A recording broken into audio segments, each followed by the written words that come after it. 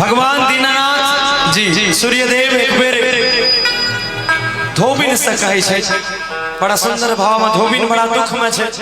ओकरा दीनानाथ जी के दर्शन भेले आई छठ के पावन त्योहार में आ कहै छै बड़ा सुंदर भाव में। पहले दीनानाथ जी पूछे छै, देखियो तनी कहै छै दीनानाथ जी, आरे के कहवा तोहारे अरे नहीं रगे धोबिन की कहवा तोरे ससुरारिया। ठीक है धोबिन, तू कौन दुख में पड़ल छी जे तोरा हमर जरूरत कर लोगे पगली।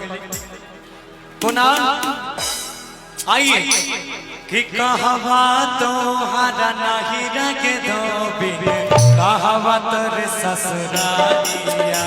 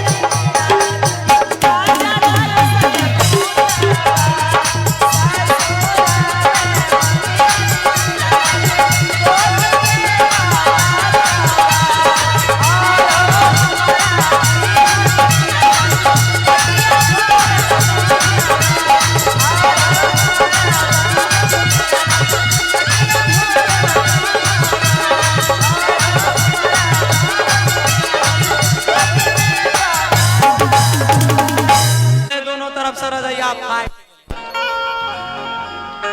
रजाय केकरो भोग नहीं मिले तो बेचारी साउस आ पुतौह एक दिन अपना सखी लंग जब नहरा गए सामनाम तो खिलाफ नहीं करते बुढ़िया मारे लगते जब अपना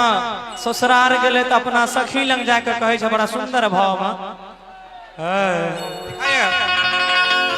दिखाइए थोड़ा सा मेन लाइन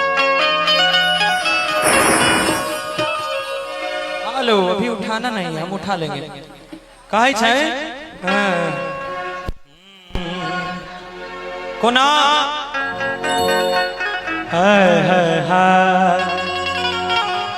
अरे की चल गेल सैया तू तो अच्छा हम पहले भाव मार जे ना कने गले हमर सैया हां हे ने छै बैठा आगे से गागे अरे चल गेल सैया तू तो अरे छोड़ के परदेश हो कि तोरा बिन भे गेलै हमर पगली वाला भेष और कि तू तो वहाँ बन गेल छो जाई के बेचारा आ तोरा बिना हवा हमर कटै नहीं छै जा कोना अरे कि हमर साईं भेजने रहे रजैया आसे हो छीन लेलकै सासु हारा जैया कि ठंडी में अब कोना के रहबै कि भौजी के अरे ठंडी में अब कोना के रहबै कि